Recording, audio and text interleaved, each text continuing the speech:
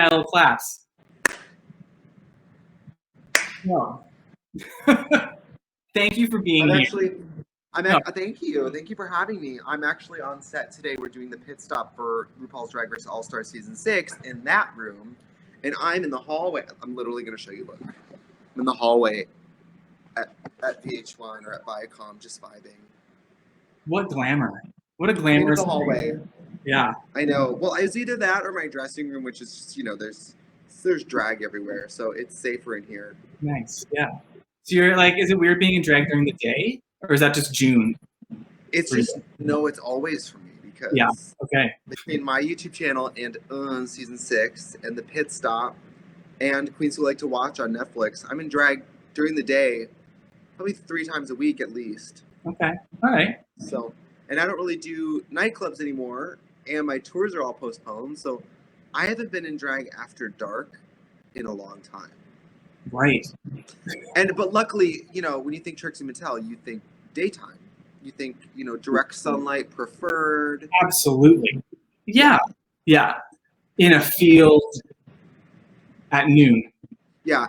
It is ironic that I developed this makeup for, in my mind, what I thought would be the biggest stages in the world. And luckily, I have a career that's almost entirely on camera now. So it is funny to be wearing heavy stage makeup and then accidentally become more of an on-camera person and then change nothing. Right. But whatever. It goes to show how versatile the product is. Yes. And I'm wearing this lovely black and white dress. Woo! Oh. Yeah. A zipper that comes, I never know when I need the dress to come off like that. I want to be ready for anything. You gotta be prepared. I'm buckled in, so I'm not ready for anything. Yes, and special shout out to all the indigenous peoples in the chat today. Woo! Right on. So should we get right to it? Can I ask you some questions? Yes. Ask me the questions. All right. So I'm a fan, and it goes way back since season 7. So I know you and I have something in common, and that is we both went to musical theater school. Oh, you're irritating as well. I am. Everybody annoying went to school for musical theater. We all have that in common. So I'm wondering, was Broadway the original dream? When you were a child, was that the goal? Was that the objective? No, I always wanted to be a musician. I always wanted to be a songwriter specifically. When I started playing guitar at 13, I was obsessed with songwriting so I always wanted to be a songwriter. And then when I got into college and I started doing sort of performances, I realized I had maybe a gift for comedy. Maybe more even than a gift for music. I had more of a gift for comedy. And then so I was working as a drag queen at night in nightclubs, through college and stuff like that. So I never really, let's just say by the time I finished musical theater school, I was sure I didn't want to do musicals. Right.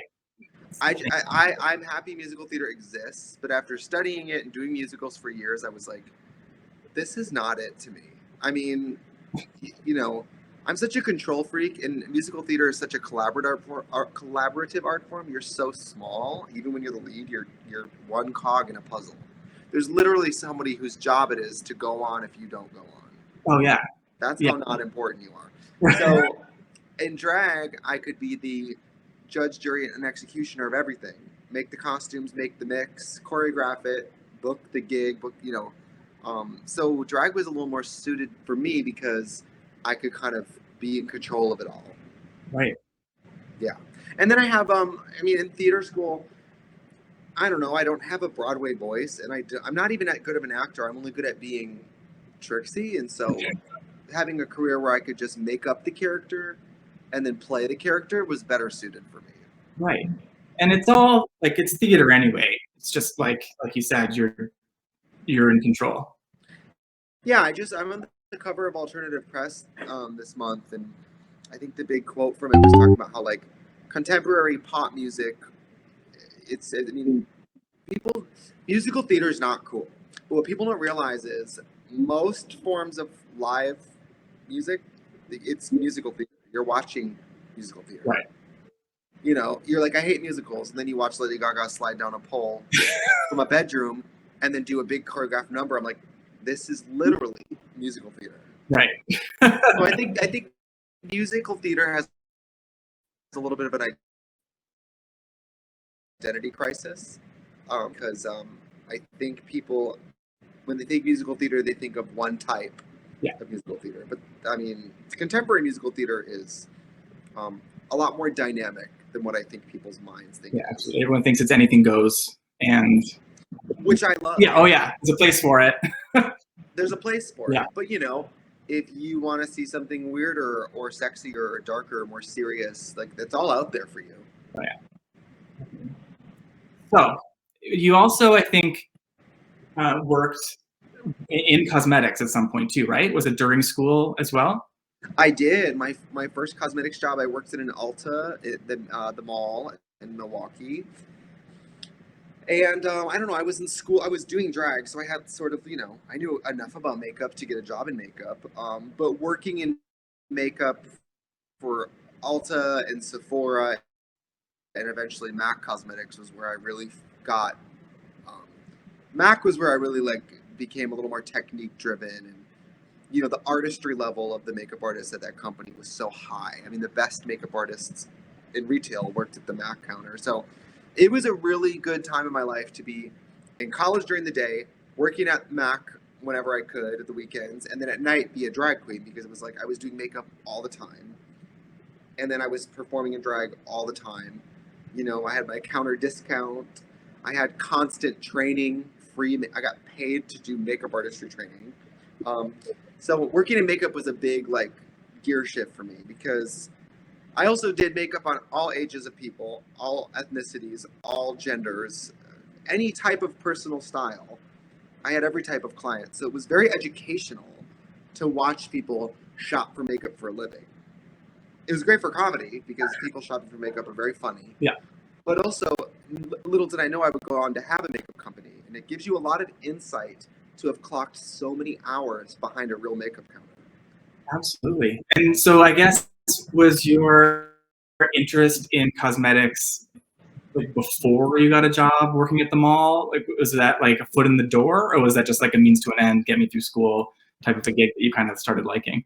No, when I was in theater school, I took some makeup artistry classes, and then I took some advanced makeup artistry classes in theater makeup. And that's when I was like, oh, I like doing makeup. It's could be lucrative. I was doing, you know, weddings. I was kind of doing like homecoming, or, you know, I had private clients. And then when I started doing full time, I mean, I'll just say it. I started at MAC, 10 years ago, 8 years ago, whatever. And I started at like $17 an hour, which was crazy money in Milwaukee when I was 22 or whatever. So it was really good pay, and it made it really possible for me to like get through school and pay my bills. Because then I finished school with my education, and I also finished school with all this extra experience in this other field. It was great. So then what's it like now being like the owner of and founder of Trixie Cosmetics? Well, it's great. I mean, we use Shopify, so even an idiot like me can open up the Shopify app and see the sales all day and see what's going. Whenever we have a launch, like I'm always like at 10 a.m. refreshing, because we have products that sell out in like so fast that I want to see what's selling. It's really good though, because you know, I use makeup in a very non-traditional way, but I've clocked so many hours watching someone's normal aunt try on a mauve lipstick. So like, I have a very clear idea of what people want when they shop for makeup, and whether they're extreme people like me or your boring neighbor, we all want the same things. We want products that are priced well, they work well, and they're easy, if not fun to use. People like makeup to be a little bit of escapism. Yeah. And so I can't even tell you like the sixth sense that was developed from, you know, I would watch products come out, I would pick it up off the shelf and go, okay, I would have named it this. I don't like the way it smells. I just was such a know-it-all. I thought that I had a better version of everything. So then when you own a makeup company, you get to make those calls. You get to go, oh, if you do that, people will buy this product and think this. Or like that marketing will make people think this. Like, how do you tell the story of a product? Right. And we're always really obsessed with, obviously we're not reinventing the wheel by making a pink blush. But like, how can we create a makeup collection that's almost like a concept, like capsule collection with a story? We want people to see our product launches and feel like it's like, oh, I want to see that movie. Yeah. It's a narrative you want to climb into. Again, it's a theater again. Right, exactly. Yeah. So I guess kind of leads me to my next question, sort of. But in your opinion, like, what are the skills and talents that you use both as a performing artist and as a business owner or entrepreneur? Is like, if you find to use Really this, good question. yeah. Well, it's called show business. And I think a lot of people forget that. I mean, I don't claim to be prettier, smarter, funnier, skinnier, more talented. I don't claim to be better than anyone at anything, but I've always believed in my work ethic. And so I always knew, even in drag, that the early bird gets the worm. And I could pretty much have whatever I wanted. I just had to be willing to work harder than everyone else in the room for it. And so in business, which is show business, like, okay, Trixie's your product. This is your product. The way you look, your comedy, your songs you write, this is your product. Without good marketing, you might as well not have a good product to begin with. So with makeup or Trixie or selling records or selling the book or anything, I believe as much in the narrative of like the marketing and the storytelling of the marketing as I do in the product. Because if drag has taught me anything, like, packaging matters. This is my packaging. Like it's the reason I have anything is because of the way I've wrapped the present, you know? Yeah. Yeah, that's so interesting. I love, like, I'm in marketing now. I came from a theater background and I work in marketing. And I find it's the same thing. It's just storytelling. Totally. It's just creating an experience. People want to be the hero of that experience. How do you make that happen for them? Like, how do you tell that story? Right. Like, you know, I write a bunch of songs every year. I write a bunch of jokes every year. And then usually at the end of the year, I sit down and I write down all the jokes and all the songs and I put them all on the wall. And then I have to figure out what's the narrative, what's the through line. How does this all stick together in a way that, like, collages some sort of story that people would actually want to see? Right. So, you know, having my tour Grown Up. Grown Up is a great tour name for Trixie Mattel. And then it's like, well, if we're going to call it Grown Up, why don't we make the marketing me in a dollhouse, like, outgrowing it? It's, I don't know, I'm just always thinking of, like, how do we make something clever without trying too hard? I mean, how do we make sure everyone gets it without hitting them over the head with something obvious? Right. You know, even Trixie Mattel, I can't tell you how many people, years into watching me, they're like, oh, Mattel, like the company that started Barbie. I didn't even get that. And I was like, you didn't get that? I thought that was so obvious. So Right. that's my other tip. Never overestimate the audience's intellect. Don't ever try to do something too smart or too, you know, they won't get it. So my next question is, there's this, like, it's not really a question, just like a statement you can react, but there's, you know, this idea of a starving artist, and, you know, the starving artist, it's romanticized. It's, you know, unless you're living on wine and cheese at the Chelsea Hotel, you're doing something wrong. Right. You know, how do you ensure that you're still being creatively fulfilled and, you know, also run your business and live comfortably? Well, I mean, I remember, it depends how you measure success. If you need Real Housewives level wealth, you're probably going to feel starving for a very long time. Right. But, like, for me, out of college, when I could lip sync 4 days a week and pay all and work at and pay all my bills, like, when I could pay all my bills from drag, I felt rich, so rich. Like, I can't even. I mean, I thought I had made it. This is before Drag Race. I was like, I thought I had it made. I have a local following. I get to perform. You know, my life is like a big party because I love being in clubs and stuff. And so the starving artist thing was never like, is it okay if I think that rich people romanticize that more than poor people? Like, I grew up really poor. I never found any version of starving glamorous. So, like, you know, I wanted to be just, like, self-sufficient. So by the time I could pay my bills, I'm from a really poor family. I was probably making, you know, I probably made more than my mom does with lip syncing in clubs before Drag Race. So, Right. to me, success, like being rich was so early on. Like, rich to me was like, I make, above minimum wage, I felt rich. So maybe I just like didn't dream too big, and then I let myself be like pleasantly surprised. But I guess what you're asking is, how do you be an artist and be a business person? Yeah. The marriage of art and commerce is the only way that one of the other works. You want to do your thing, great. You want to get paid to do it, even better. Like, how are you going to make those two come together? And sometimes it's just like, well, it can be as easy as, here's me making the thing, here's the audience. I want them to see it, and they want to watch it, and I want to get paid for it. Where's the middleman? When you think of like a YouTube ad is so that you can see something for free and I can make money. Everybody wins. Or, I'm sort of like RuPaul I always say RuPaul taught me that ABCs of drag, always be closing a sale. Because I never go anywhere or do anything without something to sell. Right. I'm a natural saleswoman. I will sell anything that's not nailed down. And before you sell it, you have to buy it yourself. So you can be an artist and love what you do, and also feel comfortable acknowledging that you're providing something and you should be compensated for it. That being said, I know that the world now is riddled with baby drag queens who believe that they should buy a wig on Amazon and automatically quit their day job. I don't advise that either. And there is no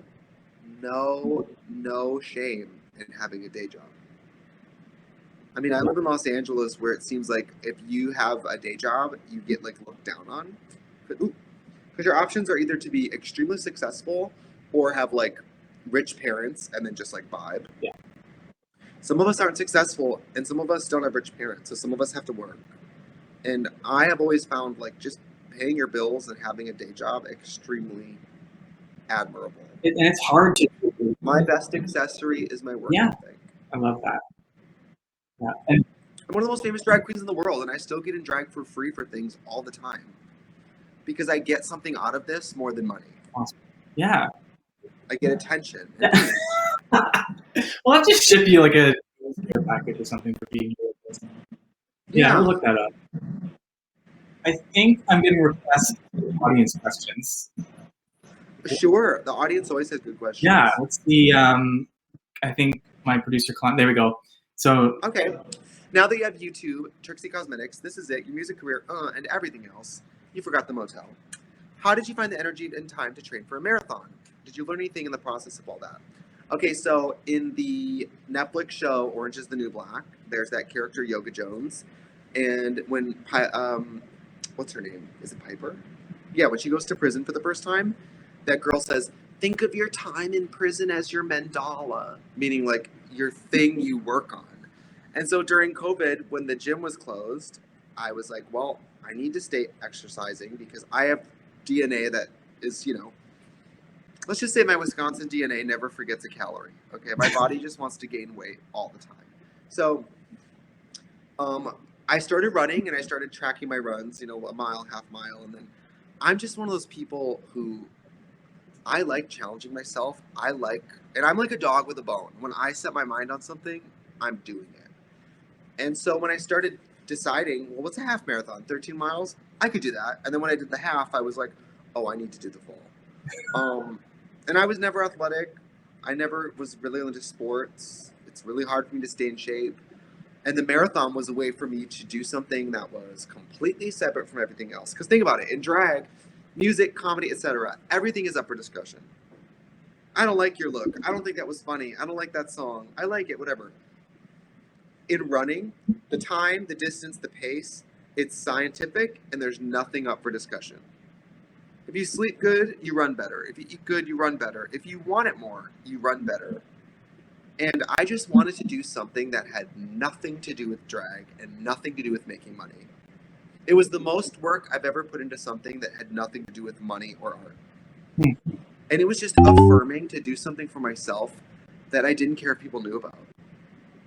Like by the time I did the first half marathon, I didn't tell anybody I was doing it. It was like my secret that I would go out and run and not tell anybody. Because I thought, what if I tell people I'm doing the marathon and then I flop and then everyone knows that I didn't follow through?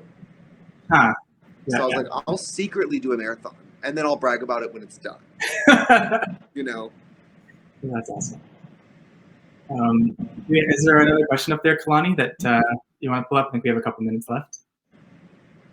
Oh my God, the chat. There's people up. Yeah, the chat's wild. How do you get through art block when it comes to art block? How do you get through? I'm gonna like writer's block, but for yeah. Well, I like so many different things that if I'm not inspired by something, I take a break. So I'll go through phases where I write a lot of songs at once, and then I won't write for months. And during that time, I might be just doing YouTube videos. And then I get bored of making YouTube videos, and then I'll go work on the next book. So I have so many projects that when I get fatigued of one thing, I go to another thing. Also, I'm an independent artist, so I don't owe anybody a record launch date. I don't owe anybody a YouTube upload date. So I really get to operate on my own schedule, which is great. It's sort of like exercise, where like if you get in the mood where you feel like going for a run, you should probably follow that impulse. You know, if you actually are in the mood for exercise, you should do it. If I'm not in the mood to write music, I don't sit down and write music. So I kind of have a privilege in that way. It's not like somebody has to go do it now, you know. Well, I think we're at time. Oh my God. Well, yeah, we're halfway through the day here, so I'll step out of here and we'll do more of the pit stop today. Right on. I can't wait to see that. I know. I always feel very privileged because I get to see. I've almost watched the whole thing of All Star 6 now, and then by the time it comes out and people are watching it, I'm like, oh yeah, I've seen it. Seen it all. But also by the time it comes out, I'm so like, I've already talked about it to death on camera that I'm like, I don't want to go to a viewing party. I've already seen it. You know, I've already seen it. I already know about it. Well, yeah, that is a lucky place to be. Well, maybe not. Well, then I get to like text the girls, I'll text when something in the episode happens. I'll get to text the real people and be like, "Girl, I saw this." So. Yeah. Awesome. Well, thank you very much for taking time out of your busy day to chat with us about entrepreneurship and art and your life and your journey. I really appreciate it. Of course. I mean, the number one entrepreneur tip: believe in yourself, man. I believe it. Before you sell it, you have to buy it yourself. Amen. Amen. Well, thank you very much. If you sell it, you could sell it on Shopify. That's right. Sell it on Shopify. That's what I do. I'm the Shopify spokeswoman. Yeah. Thank you for having me, you guys. No, thank you. We really I'm gonna go change my outfits and watch the next Drag Race episode. So I'll see you guys soon. All right. Take care. Bye. Thanks again. That's awesome.